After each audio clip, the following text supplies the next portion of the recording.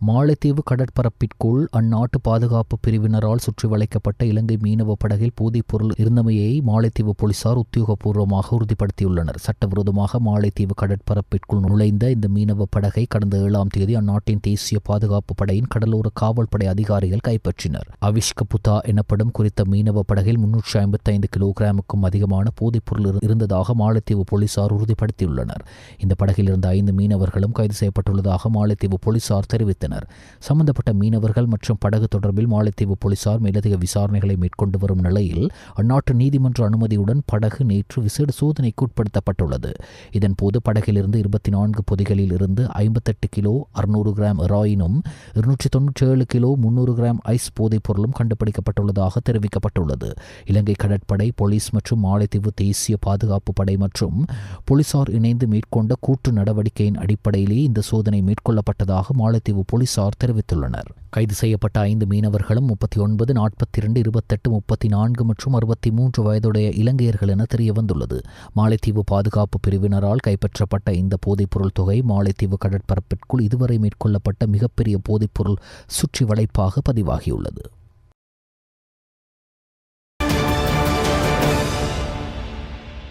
குட்டாஞ்சியனை 16ஆம் ஒழுங்கை பகுதியில் கடந்த 7ஆம் திகதி துப்பாக்கிச் சூட்டில் ஒருவர் கொலை செய்யப்பட்ட சம்பவம் தொடர்பில் பெண் ஒருவர் உள்ளிட்ட மேலும் 3 பேர் கைது செய்யப்பட்டுள்ளனர். சந்தேக நபர்கள் கொழும்பு குற்றத்தடுப்பு பிரிவினால் வெள்ளம்பிட்டி மற்றும் கிராண்ட் பாஸ் பகுதிகளில் கைது செய்யப்பட்டதாக போலீஸ் ஊடக பிரிவு தெரிவித்துள்ளது. துப்பாக்கிதாரிக்கு தங்குமிட வசதி மற்றும் வாகன உதவிகளை வழங்கிய சந்தேக நபர்களை இவ்வாறு கைது செய்யப்பட்டுள்ளனர். இதன்போது அவர்களிடமிருந்து ஒரு முச்சக்கர வண்டியும் 2 கையடக்க தொலைபேசியும் பறிமுதல் செய்யப்பட்டுள்ளன. கைதானவர்கள் கொழும்பு 13 மற்றும் கிராண்ட் பாஸ் ஆகிய பகுதிகளைச் சேர்ந்தவர்கள் என போலீஸ் ஊடக பிரிவு தெரிவித்துள்ளது. சம்பவம் தொடர்பான மேலதிக விசாரணைகளை கொழும்பு குற்றத்தடுப்பு பிரிவு முன்னெடுத்து வருகிறது. நேற்று பிற்பகல் தமுத்தேகம தலாவு ஜெயசிங்க சந்தி பகுதியில் இடம்பெற்ற பேருந்து விபத்தில் உயிரிழந்தவர் கல்வி பொதுத்தராதர சாதாரண தர மாணவன் என போலீசார் தெரிவித்தனர். வலய கல்வி காரியாலயத்தினால் நேற்று முன்னெடுக்கப்பட்ட கருத்தரங்கு ஒன்றுக்கு சென்று திரும்பிய போது இந்த விபத்து நேர்ந்துள்ளது. உயிரிழந்தவர் 16 வயதுடைய தலாவ அங்குரங்கெத்த பகுதியைச் சேர்ந்தவர் என போலீசார் குறிப்பிட்டுள்ளனர். 411ஆம் கிராமம் வரை செல்லும் வீதியில் குறித்த பேருந்து வீதியை விட்டு விலகி கவிழ்ந்து விபத்துக்குள்ளானது. விபத்தில் பேருந்தில் பயணித்த 39 பேர் காயமடைந்த நிலையில் சிகிச்சைக்காக தலாவ மற்றும் அனுராதபுர வைத்தியசாலைகளில் அனுமதிக்கப்பட்டுள்ளனர். உயிரிழந்த மாணவனின் சடலம் அனுராதபுர வைத்தியசாலையில் வைக்கப்பட்டுள்ளதுடன் விபத்து தொடர்பில் பேருந்தின் சாரதி கைது செய்யப்பட்டுள்ளார். தமுத்தேகம போலீசார் மேலதிக விசாரணைகளை முன்னெடுத்து வருவதாக போலீஸ் ஊடக பிரிவு அறிவித்தது.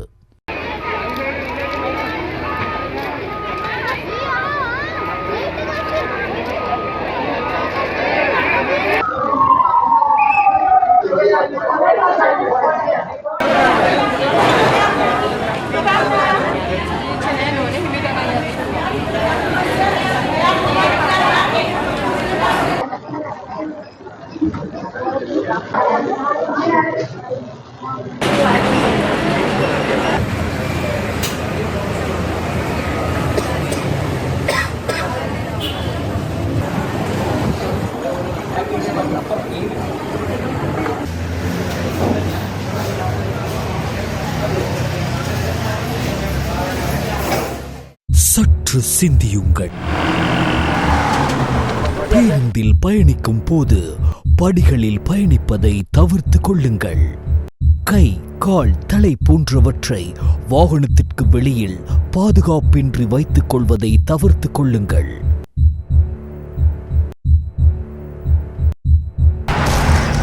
முச்சக்கர வண்டிகளில் 3 பேருக்கு அதிகமானோர் பயணிப்பதை தவிர்த்து கொள்ளுங்கள். மிகவும் ஒழுக்கமாக வீதிகளை பாவியுங்கள். இது விபத்தை தடுப்பதற்கான நேரம். 2026ஆம் ஆண்டுக்கான இலங்கையின் வரவு செலவு திட்டத்தின் மூலம் பெருந்தோட்ட தொழிலாளர்களுக்கான நாளாந்த ஊதியத்தை ரூபாய் 1350 ரூபாய் 1750 அதிகரிக்க முன்மொழியப்பட்டிருக்கின்றது. இத்துறை சார்ந்தோருக்கு நியாயமான ஊதியத்தையும் மேம்பட்ட வாழ்க்கை தரத்தையும் உறுதி செய்வதற்கான அரசாங்கத்தின் தொடர்ச்சியான திட்டங்களில் முதலாவது முயற்சியாக இது அமைகிறது என பிரதமர் கலாநிதி ஹரணி அமரசூரிய தெரிவித்தார். கொழும்பு சினமன் கிராண்ட் ஹோட்டலில் நேற்று நடைபெற்ற தேசிய தேயிலை செயலமர்வின் அங்குரார்ப்பண நிகழ்வில் உரையாற்றும் போதே பிரதமர் கலாநிதி ஹரணி அமரசூரிய இந்த கருத்தை தெரிவித்தார்.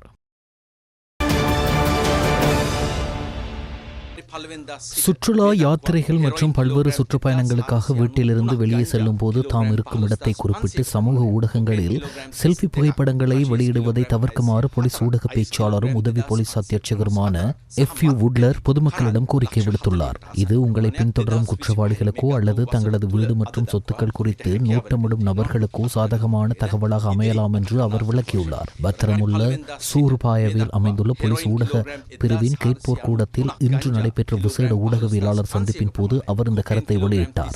அத்துடன் சுற்றுலா பயணங்களுக்காக தெரிவு செய்யும் பஸ் அல்லது வாகனம் மற்றும் அதன் சாரதி குறித்து சரியான புரிந்துணர்வுடன் இருப்பதும் மிகவும் முக்கியமானது என்றும் அவர் வலியுறுத்தினார். மேலும் அவர் கருத்து தெரிவிக்கையில், நாம் அனைவரும் பண்டிகை காலத்தை நோக்கி நகர்கிறோம். குறிப்பாக உல்லாச பயணங்கள், யாத்திரைகள் மற்றும் பல்வேறு சுற்றுப்பயணங்களுக்காக நாம் கிராமத்தை விட்டு புறப்படுகின்றோம். அந்த நாட்களில் உங்களது பயண இலக்குகள் குறித்து உங்களது உத்தியோகபூர்வ ஃபேஸ்புக் பக்கத்தின் மூலமாகவோ அல்லது சமூக ஊடகங்கள் மூலமாகவோ நீங்கள் அறிவிப்பதை நாம் அவதானித்துள்ளோம். நீங்கள் நுவரெலியாவில் இருக்கின்றீர்கள், நீங்கள் காலையில் இருக்கின்றீர்கள் அல்லது நீங்கள் கதிர்காமத்தில் இருக்கின்றீர்கள் என்பது போன்ற தகவல்களை செல்ஃபி புகைப்படங்கள் மூலம் பொதுமக்களுக்கு அறிவிக்கும் முறையை நீங்கள் ஏற்படுத்திக் கொண்டிருக்கின்றீர்கள். இது பொருத்தமானதல்ல. உங்களை பின்தொடரும் ஒரு குற்றவாளிக்கோ அல்லது உங்களை பற்றியோ உங்கள் வீட்டை பற்றியோ நோட்டமிட்டுக் கொண்டிருக்கும் ஒருவருக்கோ அது மிகவும் சாதகமான விடயமாக அமையலாம். எனவே நீங்கள் இருக்கும் இடத்தை பற்றி வேறு எவரும் தெரிந்து கொள்ளாத வகையில் நடப்பதால் அது நன்மையை ஏற்படுத்துவதாக அமையும். அதேபோல் நீங்கள் இந்த பயணத்திற்காக பயன்படுத்தும் வாகனம், அதன் சாரதி என்பனவற்றில் நீங்கள் திருப்தி அடைவதை முதலில் உறுதி செய்ய வேண்டும் எனவும் அவர் தெரிவித்துள்ளார்.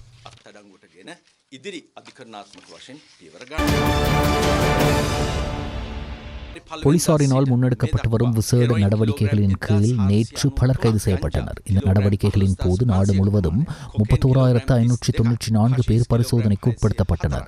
அவர்களில் சந்தேகத்தின் பேரில் 693 பேர் கைது செய்யப்பட்டுள்ளனர்.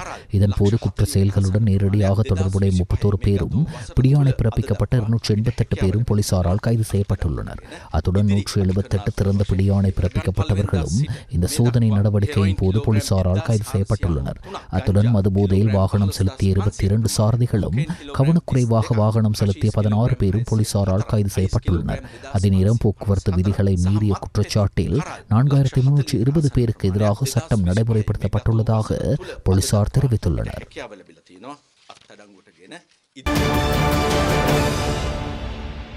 முறையற்ற விதத்தில் சொத்துக்களை ஈட்டியமை தொடர்பில் குற்றச்சாட்டப்பட்டுள்ள முன்னாள் அமைச்சர் கேலியர் ரம்புக்வெல்லவின் மகன் ரமித் ரம்புக்வெல்லவுக்கு எதிராக இன்று கொழும்பு மேல் நீதிமன்றத்தில் குற்றப்பத்திரிகை தாக்கல் செய்யப்பட்டது. இந்த வழக்கு இன்று கொழும்பு மேல் நீதிமன்ற நீதிபதி முகமது மிஹால் முன்னிலையில் விசாரணைக்கு எடுத்துக் கொள்ளப்பட்டது. இதன்போது லஞ்சம் மற்றும் ஊழல் விசாரணை ஆணைக்குழுவினால் பிரதிவாதிக்கு எதிராக தாக்கல் செய்யப்பட்ட குற்றப்பத்திரிகை கையளிக்கப்பட்டது. அதனைத் தொடர்ந்து பிரதிவாதியை 50,000 ரூபாய் ரொக்க பிணையிலும் தலா 10 லட்சம் ரூபாய் பெறுமதியான 2 சரீர பிணைகளிலும் செல்ல நீதிபதி உத்தரவிட்டார். பிரதிவாதிகளின் கைரேகைகளை பெற்று அறிக்கை சமர்ப்பிக்குமாறு மேல் நீதிமன்ற நீதிபதி உத்தரவு பிறப்பித்தார். முன்னாள் அமைச்சர் கேலியர் ரம்புக்வெல்லவின் தனிப்பட்ட செயலாளராக கடமையாற்றியுள்ள இந்த பிரதிவாதிக்கு எதிராக ஊழல் எதிர்ப்பு சட்டத்தின் கீழ் குறித்த வழக்கு தாக்கல் செய்யப்பட்டுள்ளது. காலி புஸ்ஸ சிறைச்சாலையில் கைதி ஒருவர் கையடக்க தொலைபேசியை பயன்படுத்திக் கொண்டு சொகுசாக இருப்பது போன்ற ஒரு காணொளி தற்போது சமூக வலைத்தளங்களில் அதிகமாக பகிரப்பட்டு வருகிறது.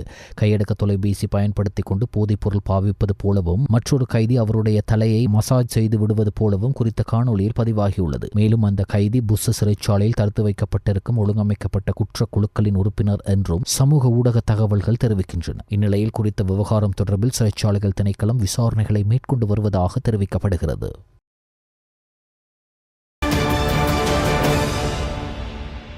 புத்தள மொனராகல பிரதான வீதியில் 11ஆம் மைல்கல் பகுதியில் இலங்கை போக்குவரத்து சபைக்கு சொந்தமான பேருந்தும் லாரி ஒன்றும் மோதி விபத்துக்குள்ளாகியுள்ளது. இந்த விபத்து நேற்று மதியம் இடம்பெற்றதாக தெரிவிக்கப்படுகிறது. விபத்தில் லாரியின் சாரதியும் உதவியாளரும் காயமடைந்த நிலையில் புத்தள வைத்தியசாலையில் அனுமதிக்கப்பட்டனர். பின்னர் அவர்கள் மேலதிக சிகிச்சைகளுக்காக மொனராகல மாவட்ட பொது வைத்தியசாலைக்கு மாற்றப்பட்டுள்ளனர். பேருந்தில் பயணித்த சில பயணிகளுக்கு சிறிய அளவில் காயம் ஏற்பட்டுள்ளதாக தெரிவிக்கப்படுகிறது. விபத்து தொடர்பில் புத்தள போலீஸ் நிலைய அதிகாரிகள் மேலதிக விசாரணைகளை முன்னெடுத்து வருகின்றனர். சற்று சிந்தியுங்கள். வாகனங்கள் வருவதை கண்டால் மஞ்சள் மற்றும் வெள்ளை கோடுகளை கடப்பதை தவிருங்கள். போக்குவரத்து விதிமுறைகளை அவசியம் பின்பற்றுங்கள். நிறுத்தி வைக்கப்பட்டிருக்கும் வாகனத்தின் முன்பக்கமாக பாதையை கடந்து செல்வதை தவிருங்கள். அதிக விபத்துகளுக்கு இதுவே காரணம். இது விபத்தை தடுப்பதற்கான நேரம். எதிர்பார்ப்புகளை நிறைவேற்ற எந்த யோசனையும் பட்ஜெட்டில் இல்லை. அதே நேரம் அரசாங்கம் கடந்த வருடம் ஒதுக்கிய நிதியில் பல வேலை திட்டங்கள் நிறைவு செய்யப்படாமல் அந்த நிதி மீண்டும் திரைசேரிக்கு சென்றுள்ளது. இவர்களின் இயலாமையே இதற்கு காரணமாகும். அதனால் அரசாங்கம் தேர்தல் ஒன்றை நடத்தினால் நிலைமையை தெரிந்து கொள்ளலாம். அதனால் மாகாண சபை தேர்தலை அரசாங்கம் அடுத்த வருடம் நடத்தப் போவதில்லை என எதிர்க்கட்சி பாராளுமன்ற உறுப்பினர் சுஜீவ் சேனசிங்க தெரிவித்தார். பாராளுமன்றத்தில் நேற்று திங்கட்கிழமை இடம்பெற்ற அடுத்த வருடத்திற்கு ஜனாதிபதியினால் முன்வைக்கப்பட்ட வரவு செலவு திட்ட உரை மீதான 2ஆம் நாள் விவாதத்தில் கலந்து கொண்டு உரையாற்றுகையிலேயே அவர் இவ்வாறு தெரிவித்தார். 2025ஆம் ஆண்டுக்கான வரவு செலவு திட்டத்தில் முன்வைக்கப்பட்ட முன்மொழிவுகளில் 20% மாத்திரமே நிறைவேற்றப்பட்டுள்ள நிலையில் 2026ஆம் ஆண்டுக்கான வரவு செலவு திட்டத்தில் அழகான வார்த்தைகள் மாத்திரமே உள்ளனவென ஐக்கிய மக்கள் சக்தியின் பாராளுமன்ற உறுப்பினர் ஜேசி அலவத்வல தெரிவித்தார். பாராளுமன்றத்தில் நேற்று திங்கட்கிழமை இடம்பெற்ற 2026ஆம் ஆண்டுக்கான வரவு செலவு திட்டம் மீதான 2ஆம் நாள் விவாதத்தில் உரையாற்றுகையிலேயே அவர் இவ்வாறு தெரிவித்தார். பெருந்தோட்ட மக்களின் சம்பள அதிகரிப்பு தொடர்பில் வழங்கிய வாக்குறுதி நிறைவேற்றப்பட வேண்டும். கடந்த காலங்களில் சம்பள அதிகரிப்பு குறித்து வழங்கிய வாக்குறுதிகள் வெறும் வரவு செலவு திட்ட உரையாகவே காணப்பட்டன. பெருந்தோட்ட மக்களின் சம்பள அதிகரிப்பை அரசாங்கம் உறுதியாக அமுல்படுத்தப்பட வேண்டும் என்று ஐக்கிய மக்கள் சக்தியின் பாராளுமன்ற உறுப்பினர் அர்ஷன ராஜகர்ண தெரிவித்தார். பாராளுமன்றத்தில் நேற்று வரவு செலவு திட்ட விவாதத்தில் கலந்து கொண்டு உரையாற்றும் போதே அவர் இவ்வாறு தெரிவித்தார்.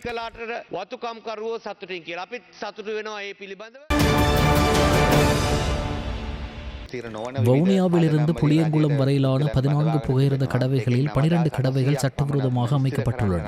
இவ்வாறான சட்டவிரோத கடவைகளால் மாவு முதல் ஓமந்தை வரையில் மணித்தியாலயத்திற்கு 100 கிலோமீட்டர் வேகத்தில் பயணிக்க வேண்டிய புகையிரதத்தால் அந்த வேகத்தில் பயணிக்க முடியாத நிலைமை காணப்படுகின்றது என்று போக்குவரத்து மற்றும் நெடுஞ்சாலைகள் மற்றும் நகர அபிவிருத்தி அமைச்சர் பிமல் ரத்நாயக்க தெரிவித்துள்ளார்.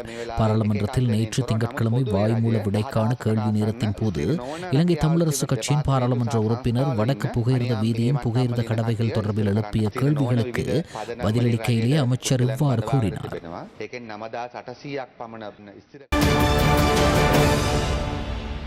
பாராளுமன்றத்தில் நேற்று திங்கட்கிழமை இடம்பெற்ற அடுத்த வருடத்திற்கு ஜனாதிபதியினால் முன்வைக்கப்பட்ட வரவு செலவு திட்ட உரை மீதான 2ஆம் நாள் விவாதத்தில் பாராளுமன்ற உறுப்பினர் கிருஷ்ணன் செல்வராஜ் கலந்து கொண்டு உரையாற்றினார். நான் மிகவும் மகிழ்ச்சி அடைகின்றேன். அந்த வகையிலே முதலாவதாக இந்த 2026ஆம் ஆண்டு சமர்ப்பிக்கப்பட்டிருக்கின்ற இந்த வரவு செலவு திட்டத்திலே இந்த நாட்டின் அதிமேதகு ஜனாதிபதி கௌரவத்திற்குரிய அனுரகுமார திசாநாயக்க அவர்கள் தோட்ட தொழிலாளர்களின் சம்பளத்தை உறுதிப்படுத்தி இருக்கின்றார். 1750 ரூபாவாக கௌரவத்திற்குரிய தவிசாளர் அவர்களே. அது விசேஷமாக இலங்கையில் இருக்கின்ற தோட்ட தொழிலாளர்களின் வரலாற்று வெற்றியாகும். அந்த வரலாற்று வெற்றியின் உச்சநாயகனாக இன்று இருக்கக்கூடிய ஜனாதிபதி அனுர்குமார திசாநாயக் அவர்கள் வரலாற்றில் பதியப்படுவதை எவராலும் தவிர்க்க முடியாது. கௌரவத்துக்குரிய தவிசாளர் அவர்களே, ஏன் அவ்வாறு கூறுகின்றோம்?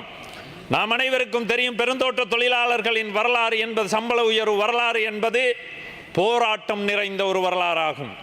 1939ஆம் ஆண்டு முள்ளோயா தோட்டத்திலே தோட்ட தொழிலாளர்களின் சம்பள உயர்வுக்கான போராட்டத்திற்கான பிள்ளையார் சொல்லி போடப்படுகின்றது. அப்பொழுது 16% இருந்த தோட்ட தொழிலாளர்களின் சம்பளத்தை மேலும் 10% உயர்த்தி தருமாறு கேட்ட பொழுது அன்றைய ஆட்சியாளர்கள் கோவிந்தன் என்ற தோட்ட தொழிலாளி சுட்டுக்கொலை செய்யப்படுகின்றார். அந்த வரலாறு என்பது போராட்டம் மிக்க வரலாறாகும். கௌரவத்திற்குரிய தவிசாளர் அவர்களே, ஆனால் இன்று இந்த நாட்டிலே உழைக்கும் வர்க்கத்தின் ஆட்சி அமைக்கப்பட்டிருக்கின்றது. உழைக்கும் வர்க்கத்தின் உரிமைகள் உறுதிப்படுத்தப்பட்டிருக்கின்றது. அந்த நேரத்தில் இலங்கையின் உழைப்பாளர் பாட்டாளி வர்க்கமாகிய தோட்ட தொழிலாளர்களின் சம்பள உயர்வு 1750 ரூபாவாக வரையறுத்து அதிகரிக்கப்பட்டிருப்பது என்பது வரலாற்று வெற்றியாகும். வடமாகாணத்தில் நாளை காலை முதல் 24 மணி நேர பணி புறக்கணிப்பில் ஈடுபட அரச தாதியர் உத்தியோகஸ்தர்கள் சங்கம் தீர்மானித்துள்ளது. வடக்கு மாகாணத்தில் உள்ள வைத்தியசாலைகளில் பணிபுரியும் தாதிய உத்தியோகத்தர்களுக்கான வருகை மற்றும் வெளியேறும் பதிவுக்காக ஏனைய ஊழியர்களுடன் சேர்த்து ஒரே கையொப்ப பதிவு புத்தகம் பயன்படுத்த வேண்டும் என்ற வடக்கு மாகாண சுகாதார சேவைகள் பணிப்பாளரின் முடிவுக்கு எதிர்ப்பு தெரிவித்து இந்த பணி புறக்கணிப்பு முன்னெடுக்கப்பட உள்ளதாக அந்த சங்கம் குறிப்பிட்டுள்ளது. இதன்படி நாளை காலை 7 மணிக்கு ஆரம்பமாக உள்ள பணி புறக்கணிப்பு போராட்டம் 24 மணி நேரத்திற்கு இடம்பெற உள்ளது. கொழும்பு நகரம் உட்பட மேல் மாகாணத்தில் மோட்டார் சைக்கிள்கள் மற்றும் முச்சக்கர வண்டிகளை திருடிச் செல்லும் சம்பவங்கள் அதிகரித்துள்ளதாக போலீசார் தெரிவிக்கின்றனர். அண்மை நாட்களில் வீதிகளில் நிறுத்தி வைக்கப்பட்டுள்ள மோட்டார் சைக்கிள்கள் மற்றும் முச்சக்கர வண்டிகளை திருடிச் செல்லப்பட்டுள்ளமை தொடர்பில் போலீசாருக்கு அதிகளவான முறைப்பாடுகள் கிடைத்துள்ளதாக குறிப்பிடப்படுகிறது. கடந்த 8ஆம் மற்றும் 9ஆம் திகதிகளில் மாத்திரம் மேல் மாகாணத்தில் 10 மோட்டார் சைக்கிள்களும் 3 முச்சக்கர வண்டிகளும் இவ்வாறு திருடப்பட்டுள்ளதாக போலீசார் மேலும் தெரிவித்தனர். இது தொடர்பில் விசாரணைகளை மேற்கொள்வதற்காக விசேட விசாரணை குழுக்கள் ஈடுபடுத்தப்பட்டுள்ளதாக போலீஸ் ஊடக பேச்சாளரும் உதவி போலீஸ் அத்தியட்சகருமான FW வுட்லர் தெரிவித்துள்ளார். கல்கிஸ்ஸ நீதவான் நீதிமன்ற வளாகத்தில் இடம்பெற்ற சம்பவம் தொடர்பில் போலீசாரால் தாம் கைது செய்வதை தடுக்கும் உத்தரவை பிறப்பிக்குமாறு சட்டத்தரணி குணரத்ன வன்னிநாயக்க தமது சட்டத்தரணிகளின் ஊடாக தாக்கல் செய்த எழுத்தாணை மனு மீதான விசாரணை பிற்போடப்பட்டுள்ளது. குறித்த மனு மீதான விசாரணை மீண்டும் எதிர்வரும் ஜனவரி மாதம் 14ஆம் தேதி விசாரணைக்கு எடுத்துக் கொள்ளுமாறு மேன்முறையீட்டு நீதிமன்றம் நேற்று உத்தரவிட்டுள்ளது. இந்த மனு மேன்முறையீட்டு நீதிமன்ற தலைமை நீதியரசர் ரோஹந்த அபேசூரிய மற்றும் நீதியரசரான பிரியாந்த பெர்னாண்டோ ஆகியோர் அடங்கிய மேன்முறையீட்டு நீதிமன்ற நீதியரசர்கள் குழாம் முன்னிலையில் நேற்று விசாரணைக்கு எடுத்துக் கொள்ளப்பட்டது. அக்கரப்பத்தன டெல்மோர் தோட்ட கோவில் ஒன்றில் சிறுத்தை ஒன்று இருப்பது அங்குள்ள பிரதேசவாசி ஒருவரின் கையடக்க தொலைபேசியில் பதிவு செய்யப்பட்டுள்ளது.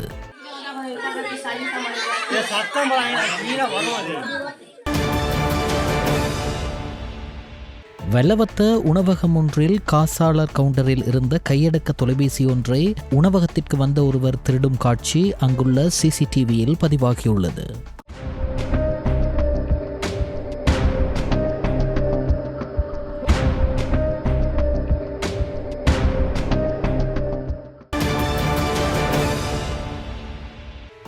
நாட்டின் பெரும்பாலான பகுதிகளில் பிற்பகல் 1 மணிக்கு பின்னர் மழையோ அல்லது இடியுடன் கூடிய மழையோ பெய்யக்கூடிய சாத்தியம் நிலவுவதாக வளிமண்டலவியல் திணைக்களம் எதிர்வு கூறியுள்ளது. ஊவா, தென் சப்ரகமு மற்றும் மத்திய மாகாணங்களிலும் அம்பாறை மற்றும் மட்டக்களப்பு மாவட்டங்களிலும் சில இடங்களில் 75 மில்லிமீட்டருக்கும் அதிக பலத்த மழை வீழ்ச்சி எதிர்பார்க்கப்படுகிறது. வடக்கு மாகாணத்திலும் திருகோணமலை மாவட்டத்திலும் காலை வேளையிலும் மழை பெய்யும் என எதிர்பார்க்கப்பட்டுள்ளது. மேல், தென் சப்ரகமு, மத்திய மற்றும் ஊவா மாகாணங்களிலும் அம்பாறை மாவட்டத்திலும் அதிகாலை வேளையில் பனிமூட்டமான நிலை நிலவும் எனவும் எதிர்பார்க்கப்படுகிறது.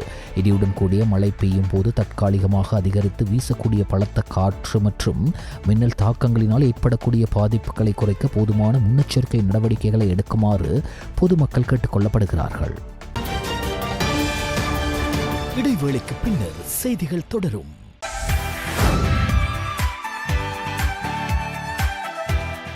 நீங்கள் அக்கறையில் இருந்து உழைக்கும் பணத்தை மக்கள் வங்கிக்கு அனுப்பி வாராந்தம் பேங்காக்கிற்கு சவாரி ஒன்றை வெல்லுங்கள்.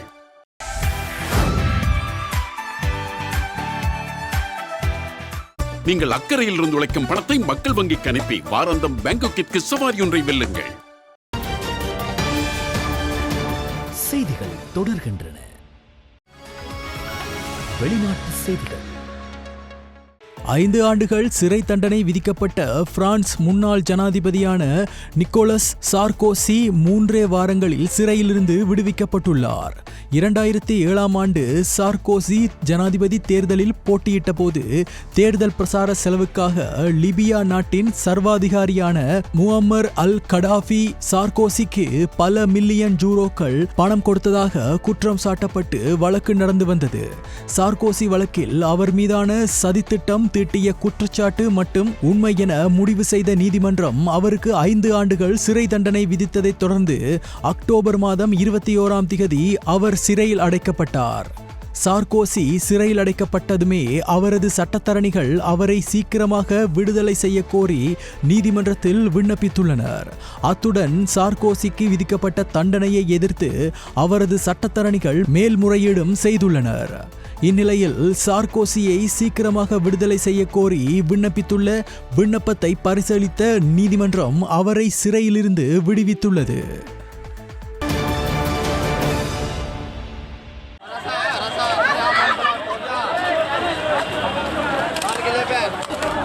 ये हुआ है यहाँ पर।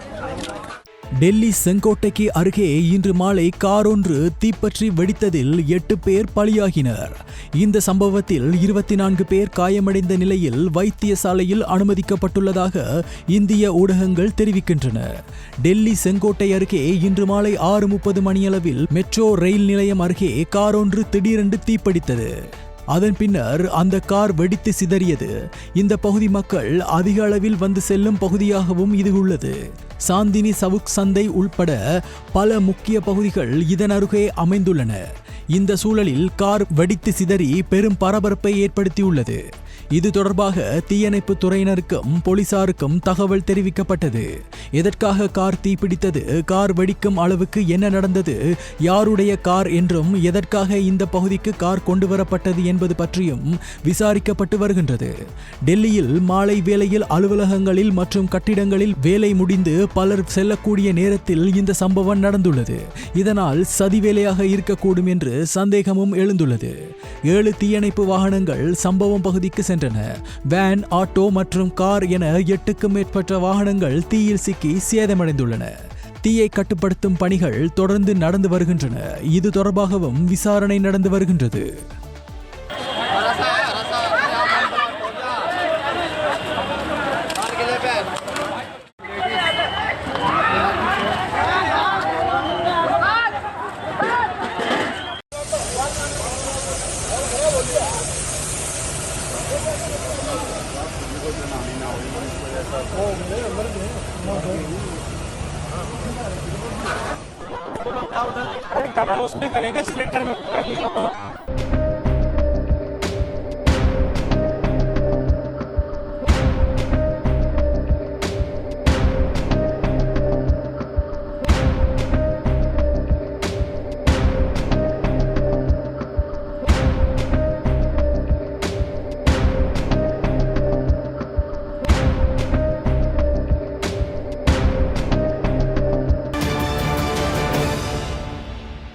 பாகிஸ்தானின் தலைநகரம் இஸ்லாமாபாத்தில் தற்கொலை குண்டு தாக்குதல் ஒன்று இடம்பெற்றுள்ளது.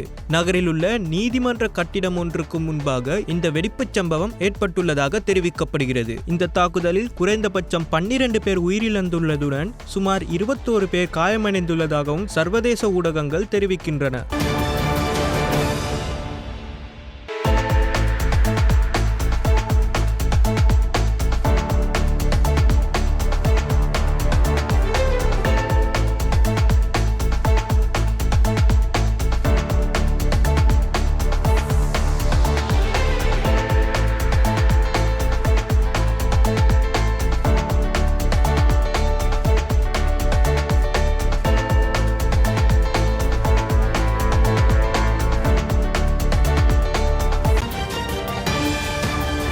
இடைவேளைக்கு பின்னர் செய்திகள் தொடரும்.